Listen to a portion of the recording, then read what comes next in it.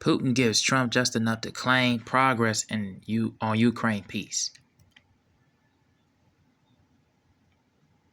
In the run-up on today's call, Donald Trump made a deal of his conversation with Russia's Vladimir Putin, but the results look like there's little to shout about.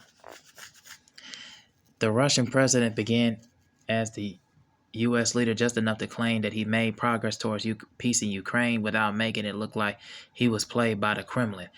Trump can point to Putin's pledge to halt attacks on Ukraine's energy infrastructure for 30 days, and if it actually happens, it will bring some relief to civilians. But it's nowhere near the full and unconditional ceasefire that the U.S. wanted from Russia. The very horrible war Trump has insisted that he could stop is still raging, and Putin, a man indicted as a suspected war criminal by the ICC, has been given a leg up back to the top of their global politics. The top tier of global politics.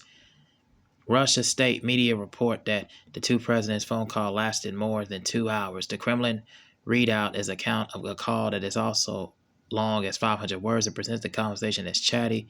They apparently discussed the ice hockey, the kind of detail that an audience back in Russia will lay up, and Putin agrees, and Trump called to pause Ukraine energy attacks, but no full ceasefire. But after 3 years as the pariah of the Western world and the frosty relations long before that, Russia's back dealing directly with the U.S. administration that wants to engage the two leaders or even discussing the Middle East peace and global security. The Kremlin must be struggling to believe the transformation. And after the call, someone wondered whether Donald Trump might actually pile some pressure on Russia. And after all, it's been clear that over a week that it has been stalling on the ceasefire, but there is no sign of dressing down from Putin and like the one Ukraine's leader Vladimir Zelensky had to endure in the Oval Office a fortnight ago.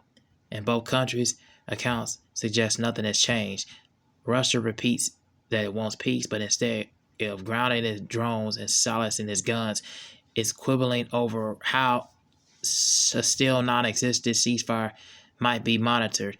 Meanwhile, is adding more conditions to and crippling Kyiv's ability to resist, and on demands the flow of both weapons and intelligence to Ukraine from its allies has to cease.